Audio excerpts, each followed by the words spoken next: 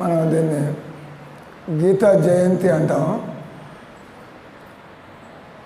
జయంతి అంటే భగవద్గీత జ్ఞానానికి out dated, ఆబ్సలీట్ అంటే ఎప్పుడు చదివాను సార్, మాకు భగవద్గీత అవసరం లేదు, లేదా 5000 సంవత్సరాల క్రితం యుద్ధ మైదానంలో కృష్ణుడు అర్జునుడు చెప్పాడు, ఈ రోజుల్లో ఆ జ్ఞానం ఇప్పుడుండే పరిస్థితుల్లో అది ఉపయుక్తం కాదు, లేదా భగవద్గీత అంటే కూడా చాలా గొప్పగా చెప్పేవాళ్ళు చాలామంది వచ్చారు. భగవద్గీత కంటే కూడా గొప్పగా జ్ఞానం మాట్లాడేవాళ్ళు చాలామంది ఉన్నారు, నోబెల్ లారియట్స్, సైంటిస్ట్స్. కాబట్టి భగవద్గీత ఈ రోజులకి భగవద్గీతని దాన్ని గీతా జయంతి లేదా భగవద్గీత జ్ఞానాన్ని సనాతన ధర్మము. ఈ భూమి మీద జనాలు ముసలితనం, రోగం, చావుతో బాధపడుతున్నంతకాలం ఏమన్నా బాధపడిన వాళ్ళు ఎవరు ఉన్నారా? ముసలితనం, రోగము, చావు అందరికీ తప్పదు ఇది కదా. ఏ దేశానికి వెళ్ళినా, ఏ మతానికి వెళ్ళినా, ఏ కులానికి వెళ్ళినా, ఎవరైనా ఆయన రెడ్డి గారు అయితే ఆయనకి ముసలితనం రాదు, అట్లా ఉండదు. No exception. అందరూ కూడా భగవంతుడు, మనం ఇందాక భగవద్గీత మృత్యు సర్వహరస్యాహం, నేను మనుషులందరి మెడకాయ మీద నేను చేయి పెట్టి అందరినీ నేను లొంగ తీసుకుంటానంటున్నాడు ఆయన. మృత్యు సర్వహరస్యాహం అంటే మనం ఇక్కడ నాకంటే గొప్పవాడు లేడు, నాకున్న డబ్బు ఎవడికి లేదు, నాకంటే పవర్ఫుల్ ఎవడు లేడు, కానీ భగవంతుడు వాళ్ళ జీవిత కాలంలోనే వాళ్ళని ఆయన చూపిస్తాడు ఏ విధంగా మనం ముసలాళ్ళే మంచంలో పడి మనం ఎందుకు పనికి రాకుండా. కాబట్టి మనం దేనికోసం కదా జీవితంలో మన గొప్పతనం కోసం బతకాలా, మన గుర్తింపు కోసం బతకాలా, దేనికోసం బతకాలా. నేను 2 రోజుల క్రితం తెనాలి ఇంజనీరింగ్ కాలేజీలో ప్రోగ్రాం పెట్టారు. ఇట్లా ఒక 45 నిమిషాలు అయిన తర్వాత నేనన్నా, ఎవరైనా నేను అడిగిన ప్రశ్నకి తిరుగులేని సమాధానం ఇచ్చినట్లయితే మేము మీకు ఒక 1000 రూపాయలు ఇస్తాం స్టూడెంట్స్కి. Easy money, just give 1 answer, మీకు 1000 రూపాయలు నేను చెప్పాను. తర్వాత వాళ్ళని కాషన్ చేశాను, మీరు భగవద్గీత యథాతథంగా భగవద్గీతని ఉన్నట్లుగా తెలుసుకోలేకపోతే మీరు దీనికి జవాబు ఇవ్వలేరు. ఇది మీ తెలివితేటలతో జవాబు ఇచ్చేది కాదు, మీరు చదువుకున్నటువంటి పుస్తకాలతో ఆ జ్ఞానంతో ఇచ్చేటువంటి జవాబు కాదు. మీరు దాని సంపూర్ణ జ్ఞానం, కంప్లీట్ అండ్ పర్ఫెక్ట్ నాలెడ్జ్. మనం కంప్లీట్ కాదు, మనం పర్ఫెక్ట్ కాదు కదా. అందరూ అనగా వేదాల్లో చెప్పబడింది, ప్రతి మనిషి కూడా అతను పొరపాట్లు చేస్తాడు, ఎవరైనా కూడా. తర్వాత మనం అపోహపడవచ్చు పొరపాటున. ఇప్పుడు ఇవ్వబోతుంది ఇక్కడ మాలతీలత గారు, ఆమెలాగా అదే లావుగా అదే రంగు కనిపించేవాడు కొంతమంది ఉండొచ్చు ప్రపంచంలో. అనేసి ఆమె మాలతీలత గారు లాగా ఉన్నారే కాకపోవచ్చు, అవునా కదా. దీని అంటారు మనం భ్రమపడతాం చూసి. చాలామంది ఇస్కాన్లో స్వాములంతా కూడా గుండు కొట్టుకుని కాషాయ గుడ్లు పోతుంటే వాడు కొద్దిగా సన్నగా ఉంటే సుఖదేవ్ మహారాజ్ గారు పోతున్నారు, సన్నగా ఉన్నాడు అందరూ బాగా కనపడతారు. దీన్ని అంటారు భ్రమపడ్డం. అంటే మనం ఒకటి వచ్చి పొరపాట్లు చేస్తాం. పొరపాట్లు అంటే తప్పు చేయడం. తప్పు చేయని వాళ్ళు ఎవరు లేరు. తర్వాత భ్రమ అనిపిస్తుంది కానీ అది కాదు. అన్నిటికంటే పెద్ద భ్రమ నేను ఈ శరీరం అనుకుని పెద్ద వాళ్ళంతా కూడా సైంటిస్టులు, ప్రొఫెసర్లు అందరూ కూడా నేను ఈ శరీరం అనుకుంటాం. కానీ ఇది నా శరీరము, నా శరీరం, నా తలకాయ, నా కాళ్ళు, నా గుండెకాయ, నా ఊపిరితిత్తులు అంటాం కదా, నా ఊపిరితిత్తులు పాడైపోయినాయి, నా గుండెకి ప్రాబ్లం ఉంది అంటే మీకేం ప్రాబ్లం లేదు. నా గుండెకాయకి ప్రాబ్లం అంటే your body has some defect, కానీ ఆత్మకి ప్రాబ్లం లేదు. అంటే అన్నిటికంటే పెద్ద భ్రాంతి కదా, ఏ రోజైతే మనకి తెలుస్తుందో నేను శరీరం కాదు తెలియగానే మన జీవిత విధానం, మన ఆలోచన విధానం, మన యొక్క ఇతరులతో ఎలా సంబంధాలు పెట్టుకుంటాం మొత్తం మారిపోతాయి. ఈ శరీరం అనుకున్నప్పుడు నా శరీరానికి ఎవడైతే సుఖాన్ని ఇస్తాడో, నా శరీరానికి ఎవరైతే సహకరిస్తారో వాళ్ళు నాకు ప్రియమైన వాళ్ళు. ఎవరైతే నా శరీరాన్ని ఇబ్బంది పెడుతూ ఉంటారో అటువంటి వాళ్ళు నా శత్రువులు మామూలుగా. కానీ మనకి ఎప్పుడైతే అర్థమవుతుందో నేను శరీరం కాదు ఆత్మని, అప్పుడు పారామీటర్స్ అన్నీ కూడా మళ్ళీ మారిపోతాయి. అప్పుడు ఎవరైతే నా ఆత్మ ఉన్నతికి సహాయం చేస్తారో వాళ్ళు నా బంధువులు.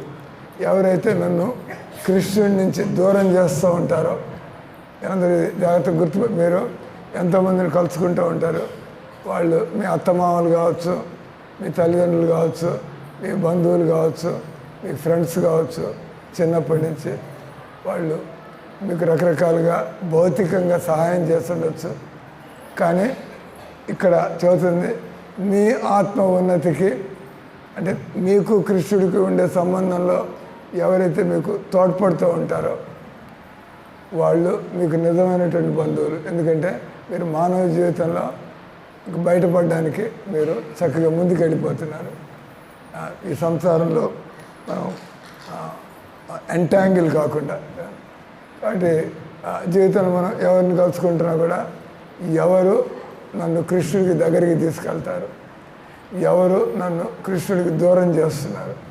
మనం కృష్ణుడికి దూరం చేసేవాళ్ళు, ఇప్పుడు ఒక పిల్లవాడిని తల్లిదండ్రులను దూరం చేస్తే, ఒక చిన్న పిల్లవాడిని, చిన్న పిల్లవాడే ఉన్నాడు కదా అని మనవాడు, ఆయన్ని దూరం చేస్తే తల్లిదండ్రులకి అంతకంటే పెద్ద అన్యాయం ఏముంటుంది?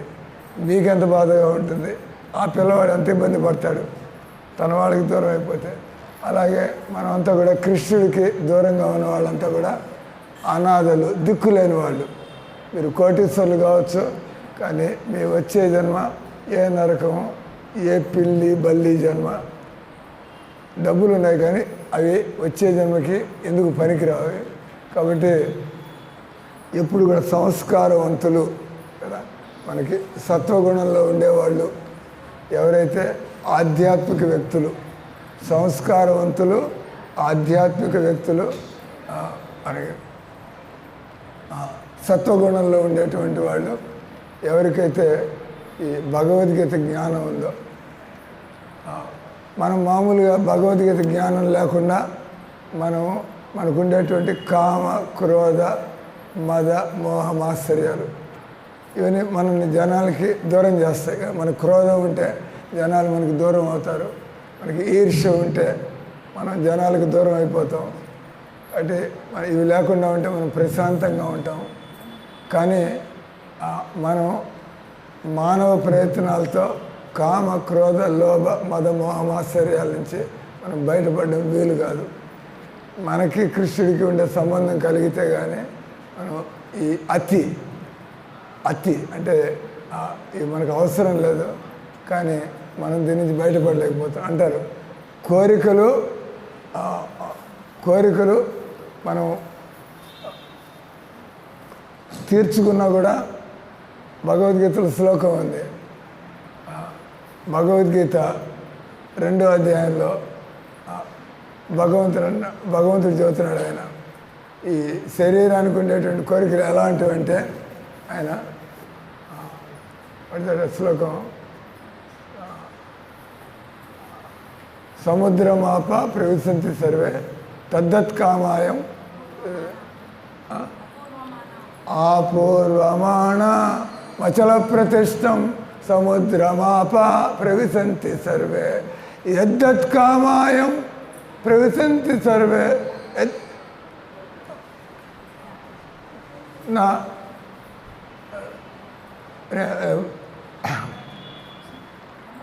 ఆపూర్వమాణం అచల ప్రతిష్టం సముద్రమాప ప్రయుతంతి సర్వే తద్దత్ కామాయం నా కామాకామి.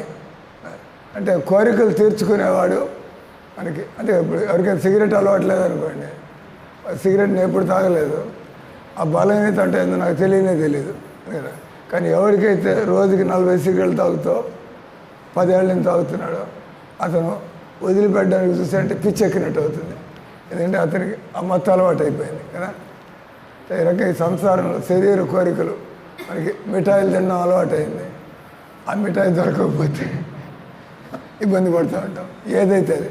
కాబట్టి భగవంతుడు చెబుతున్నాడు ఏ విధంగా సముద్రంలోకి ఎన్ని నదులు పోతున్నా కూడా సముద్రం తన లిమిట్స్ని దాటిపోదో ఆ రకంగా ఒక మనిషి హృదయంలోకి కోరికలు రావని కాదు, కానీ భగవంతుడు చెబుతున్నాడు ఎవరి హృదయంలో అయితే ఎన్ని కోరికలు వస్తున్నా కూడా దాన్ని సహించడం నేర్చుకుంటాడు. అటువంటి వ్యక్తి శాంతిని తద్దత్కామాయం ప్రవేశించి సరే నా శాంతి మాప్నోతి నా కామాకామి. భగవంతుడు కోరికలు తీర్చుకునేవాడు కాదు, కోరికల్ని సహించేటువంటి వాడు. అతను మెల్లగా ఎదుగుతాడు జీవితంలో. ఆ వ్యక్తి ఆత్మ అనుభూతిని కదా, మన మనస్సు ఇంద్రియాలు అవి ప్రశాంతం అయితే కానీ మనకి ఆత్మ అనుభూతి కలగదు. అంటే ఇది ప్రపంచం అంతా కూడా ఒక దిశలో పోతుంటే భగవద్గీత చెప్పేది మీరు ఈ సంసారము, బయట శరీరము వీటి వెనకాల పడిపోమాకండి, మీరు అంతర్ముఖులు. ఆనందం కావాలంటే లోపల చూసుకోండి. మీరు అందరినీ ప్రేమించాలంటే మీరు లోపల ఎదగాల్సి ఉంటుంది. కృష్ణుని ప్రేమిస్తుంటే మనం అందరినీ ప్రేమిస్తాం, వెంటనే మనం గుడ్లు చేపలు మాంసం ఫినిష్. ఎందుకంటే వెంటనే మనకి దయ పుడుతుంది. మనం కృష్ణుని ప్రేమించేవాళ్ళు అయితే పాప అమాయకంగా ఇంత కోడిపుంజు చక్కగా గెంతుకుంటూ తిరుగుతుంది, మీకు మనసు రాదు దాన్ని చంపుతుండడానికి. అది ప్రకృతికి ఎంతో అందంగా ఉంటుంది, దాన్ని క్రూరంగా చంపేస్తే ఏమవుతుంది? మళ్ళీ ఆదివారం రాగానే మళ్ళీ ఎక్కడ కోడి మాంసం అలా. అంటే ప్రకృతిని మనం ఎక్కువగా డిస్టర్బ్ చేయకూడదు. భగవంతుడు మనకు కావాల్సిన తిండి ఇచ్చాడు. ఆయన పత్రం పుష్పం ఫలంతోయం యోమే భక్త ప్రవేశతి. కాబట్టి సంక్షేపంలో మనం మానవులు ఇప్పుడు రాక్షసులాగా బతుకుతున్నారు, మానవులు మూర్ఖుల్లాగా బతుకుతున్నారు, మానవులు స్వార్థ పరులుగా బతుకుతున్నారు, మానవులు వ్యసనాలతో బతుకుతున్నారు. అందరికీ ఏదో ఒక అవగుణాలు, దుర్గుణాలు, బలహీనతలు. మరి అంతేదా, కుండకి 10 చిల్లులుంటే మీరు రోజంతా నీళ్లు పోసినా కూడా ఆ కుండ నిండేదేం లేదు కదా. అంటే మనం మన శరీరాన్ని సరి చేసుకోగలిగితే, మనం చక్కగా ఆత్మ మేలుకుంటే మనం ఇంకా 24 గంటలు జీవితం అంతా జన్మలు. అందుకే చైతన్య మహాప్రభు ఆయన అంటున్నాడు, నాకు మోక్షాన్ని ఏమని నేను అడగటం లేదు, నాకు స్వర్గం కావాలని నేను అడగటం లేదు, ఇంకా స్వర్గం మోక్షం అడగకపోతే ఈ భూమి మీద కోటీశ్వరుడు అవ్వాలని నాకు ఇలాంటి అని. స్వర్గం దీనికంటే 1000 రెట్లు 10,000 రెట్లు ఎక్కువ ఉంటుంది. అదే మనకి అవసరం లేదనుకుంటే ఈ భూమి మీద మనం ఏం అడుగుతాం దేవుణ్ణి? ఏమి అడగం మనం. అంటే ఇదంతా కూడా నీచమైనటువంటిదిగా మనం వదిలిపెడతాం. అంటే ఆయన అంటున్నాడు, ఎవరైతే చైతన్య మహాప్రభు చెబుతున్నాడు, ఎవరైతే ఆ కృష్ణ నామంలో వాళ్ళు పరివర్తన చూస్తారో, కృష్ణ నామంలో వాళ్ళు రుచిని పొందుతారో, అటువంటి వాళ్ళు దేవుడు పని పెట్టుకొని నాకు డబ్బులు ఇవ్వకండి ప్రభో, నాకు ఈ సంసార ఆకర్షణలో పడిని మాకండి, అయితే నేను మోక్షాన్ని కోరుకోవటం లేదు, నేను స్వర్గాన్ని కోరుకోవటం లేదు. మరి ఏం కోరుకుంటున్నావా? కోరికలు లేకుండా ఉంటే అది ఒక రాయితో లేదా కట్టెతో సమానం. కోరికలు లేకుండా ఎవరు ఉండలేరు కదా. అప్పుడప్పుడు అంటూ ఉంటాం, కోరికలు లేకుండా ఉండాలంటే అది కూడా ఒక కోరిక. నాకు కోరికలు ఉండకూడదు అంటే అదొక కోరిక మళ్ళీ కదా. కాబట్టి కోరికలు అనేవి ఉంటాయి, కానీ మనకి సహజమైనటువంటి కోరికలు ఏమైంది? హరే కృష్ణ. సహజమైనటువంటి కోరికలు మనకి ఎప్పుడు ఆత్మ ఎప్పుడు పరమాత్ముడి వైపు. కాబట్టి మనకు ఉండేటువంటి రోగం మామూలుగా రకరకాల రోగాలు చెబుతారు. మీకుండేటువంటి రోగం మీకు అందరూ రకరకాలుగా, కానీ అందరికీ ఉండేటువంటి రోగం. నాకు రోగం లేదని చెప్పేవాడికి కూడా మనం ప్రూవ్ చేయొచ్చు, లేదా వీలు కాదు నీకు కూడా రోగం ఉంది. అందరికీ ఉండే రోగం అంటే ఈశ్వరోహం అహం భోగి, అంటే నేను సొంతం చేసుకోవాలా, నేను అనుభవించాలా. Proprietor and enjoyer. ప్రొపరైటర్ అంటే అంతే కదా, మీరు ఆ మేడం చెబుతుంది నాకు 4 ప్లాట్లు ఉన్నాయి స్వామి, ఇంకా మళ్ళీ అక్కడ కొనాలని చూస్తాను, నేను సొంతం చేసుకోను. తర్వాత ఎంజాయ్ చేయడం మన వల్ల కాదు. మీరు ఒక ఇంట్లో ఉంటే ఇంకో ఇంటికి పోలేరు, అందుకే మీరు మాకు ఇచ్చారు, అక్కడ వచ్చి భజన చేసుకోండి సార్ అని. అంటే మీరు దేవుడైతే అన్ని చోట్ల ఉండగలరు. మీరు మామూలు మనిషి అయితే నిర్ణయించుకోవాలి, నాకు 5 ఏళ్ళు ఉన్నాయి, ఏ ఇంట్లో ఉండాలి. ఏంటంటే అంటే మనం అనవసరంగా ఎన్ని బరువులు ఎక్కించుకుంటున్నాం. అదే పంచగా దేవుడి కోసం, మీరు దేవుడి కోసం 25 మందిరాలు కట్టండి. మీరు 10 మందిరాలు కడితే ఈ మందిరంలో వచ్చి ఉండొచ్చు, ఆ తర్వాత అక్కడికి పోయి మీరు హైదరాబాద్ మందిరంలో ఉండి రావచ్చు. మీదంటూ లేదు, కానీ మీకు ఉండడానికి ఏర్పాట్లు జరుగుతూ ఉంటాయి అక్కడ. అంటే తెలివితేటలు అంటే మనం చక్కగా దేవుడి కోసం పనిచేస్తూ ఉంటే దేవుడు మనకి ఎక్కడికి పోయినా కూడా, మనం ఎవరి మధ్యలోకి పోయినా కూడా చక్కగా మనకి ఆ గౌరవం మనకి ఏర్పాట్లు కలిగేట్టుగా. ఎందుకంటే మనం అందరి కోసం పనిచేస్తాం. దేవుడి కోసం పనిచేయడం అంటే అందరి కోసం పనిచేయడం. అంటే సంక్షేపంగా మీరు భగవద్గీత నుంచి నేర్చుకునేటువంటి విషయాలు మేము ఇది చెప్పి ఆఫ్ చేస్తా. 2 అయింది. ఈ రోజుల్లో మేము 13వ అధ్యాయం చదువుతున్నాడు. 13వ అధ్యాయం చదువుతున్నాం. దానిలో భగవంతుడు నువ్వు 3 విషయాలు తెలుసుకున్నట్లయితే, 3 విషయాలు తెలుసుకున్నట్టయితే నువ్వు జీవితంలో ఎప్పుడు భయపడవు, నీకెప్పుడు తీరని కోరికలు అనేవి ఉండవు. తర్వాత నువ్వు ఎక్కడికి పోయినా కూడా అందరూ నిన్ను ఇష్టపడే విధంగా బతుకుతావు. మనకు కావాల్సినంతే కదా, ఎక్కడికి పోయినా కూడా అందరూ ఇష్టపడే విధంగా. అంటే మనిషి ఈ 3 విషయాలు తెలుసుకుంటే, ఒకటేంటి ప్రకృతి, పురుషుడు, చేతన. చెప్పండి ఏంటి? ప్రకృతి, పురుషుడు, చేతన. మీరు పిహెచ్డీలు చేయండి, అది చేయండి, దట్స్ ఓకే, కానీ మీరు స్పష్టంగా ఈ 3 తెలుసుకోవాలి. ప్రకృతి, పురుషుడు, చేతన. ఇది తెలుసుకున్నట్లయితే మీలో భయం అనేది ఉండదు. మీరు ఎక్కడికి పోయినా కూడా మీ మంచితనం వల్ల అందరూ కూడా మిమ్మల్ని ఇష్టపడతారు. తర్వాత మీకు ఎలాంటి లోటు లేకుండా, మీ పేరు మీద లేకపోవచ్చు, మీ పేరు మీద లేకపోవచ్చు, పోయిన చోట్లలో మీకు అకామిడేషన్ దొరుకుతుంటే నా పేరు మీద ఉంటే లేకపోతే అనే కదా. ఎక్కడికి పోయినా కూడా మీరు అక్కడికి భోజనం ఏర్పాటు ఉంటే బ్యాంకులో డబ్బులు ఉన్నాయో చూసుకోవాలి. ఈ 3 తెలుసుకుంటే జాగ్రత్తగా వినండి. ఈ 3 తెలుసుకోవడాన్ని జ్ఞానం అంటున్నాడు కృష్ణుడు. అంటే ప్రకృతి అంటే చైతన్యం లేనటువంటిదంతా కూడా ప్రకృతి. ఈ శరీరం ప్రకృతి. మనం చూసేదంతా కూడా ఈ గాలి, నీరు, ఈ భూమి, అగ్ని, వాయువు, వీటితో తయారైనటువంటి ఇవన్నీ కూడా ప్రకృతి. కాబట్టి మనం తెలుసుకోవాలి, నేను ప్రకృత, నేను చేతన. చేతన అంటే కాన్షియస్నెస్. అంటే మనకు క్లియర్గా తెలియాలి, నేను ఈ శరీరాన్ని వాడుకోవాలా భగవంతుడితో సంబంధం కోసం, కానీ నేను భగవంతుడిని నా కోసం వాడుకోవడం కాదు. నేను భగవంతుడికి ఉపయోగపడితే నేను చక్కగా ఆనందం పొందుతాను, నేను దేవుడి దగ్గరికి పోతాను. ఇక్కడ ఉన్న వాళ్ళు ఆనందంగా ఉండడం దేవుడి దగ్గర. కాబట్టి ప్రకృతి అంటే ఈ జడ పదార్థం మనం చూసేది. మనం తిరిగేటువంటి జీవులను తప్పించి చీమను చూస్తాం. చీమను చూస్తే మీరు చెప్పండి, అది ప్రకృతి, అది చేతనమా? ఏం మేడం? రెండు ఉన్నాయి దానిలో. చీమ శరీరం వచ్చి ప్రకృతి, దాని లోపల ఆ చీమ తిరుగుతుంది అంటే దానిలో కూడా ఆత్మ ఉంది కదా. కాబట్టి చీమ ప్రకృత చేతనం అంటే రెండు ఉన్నాయి కాబట్టి దాన్ని ఏమంటాం? తటస్థ అంటాం. తటస్థ అంటే శరీరం జడం, ఆత్మ చైతన్యం.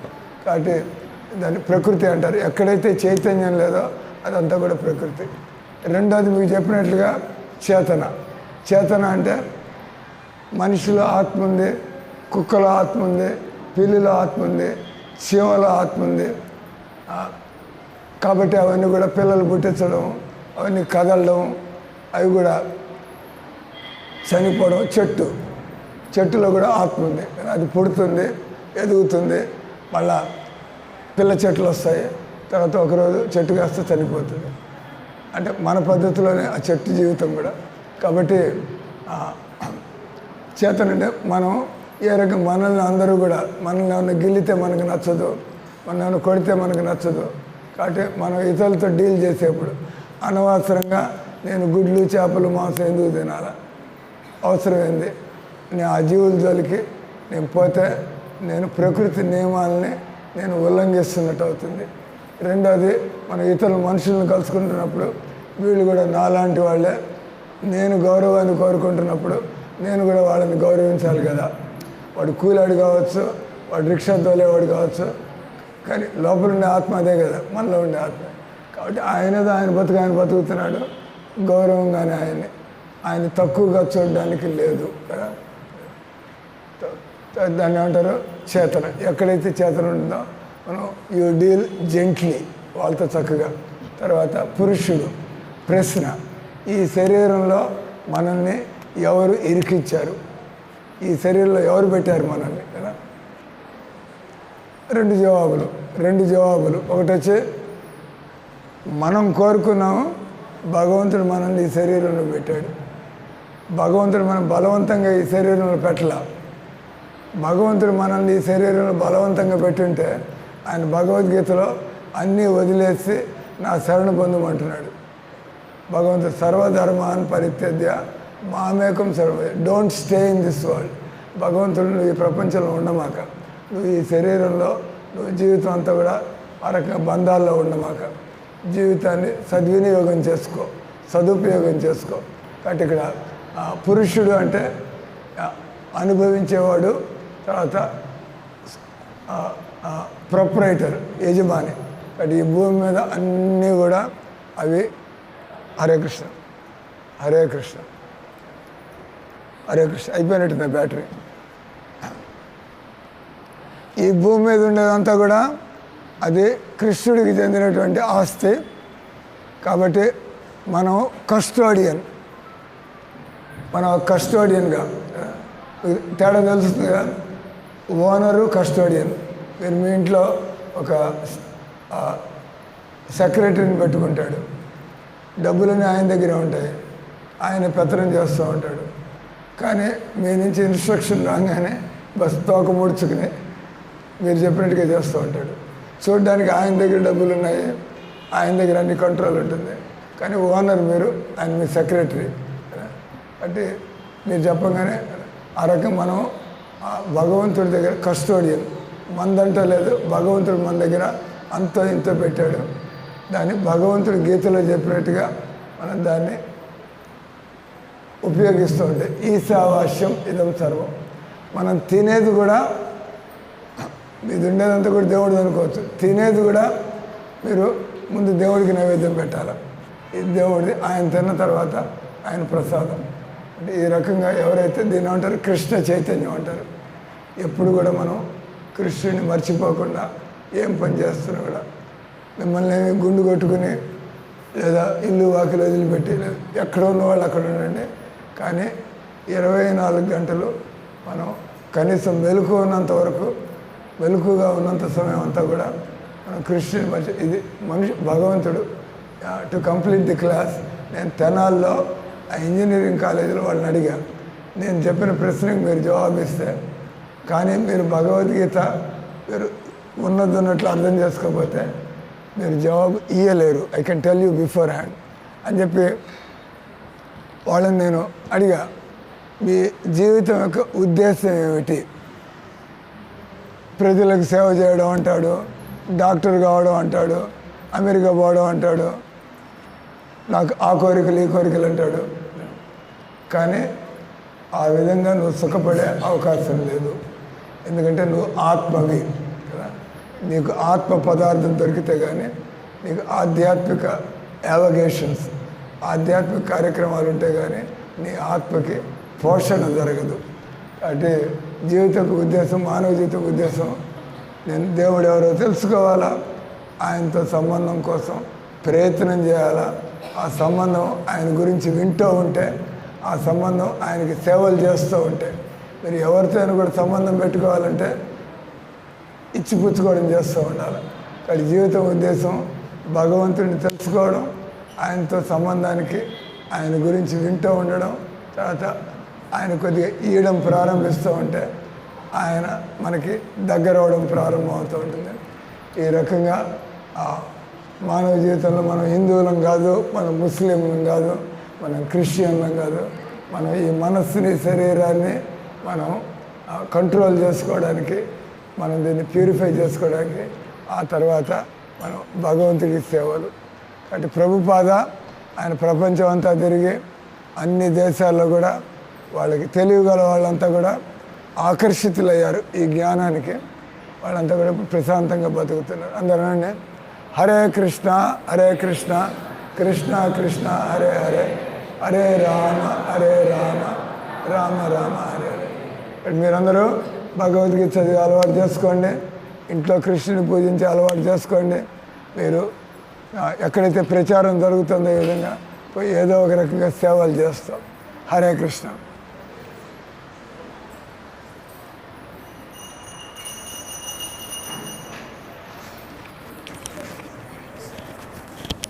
అరే ఆ మైక్ అనౌన్స్మెంట్ ఇది, ఈ బ్యాటరీ అయిపోయింది కదా.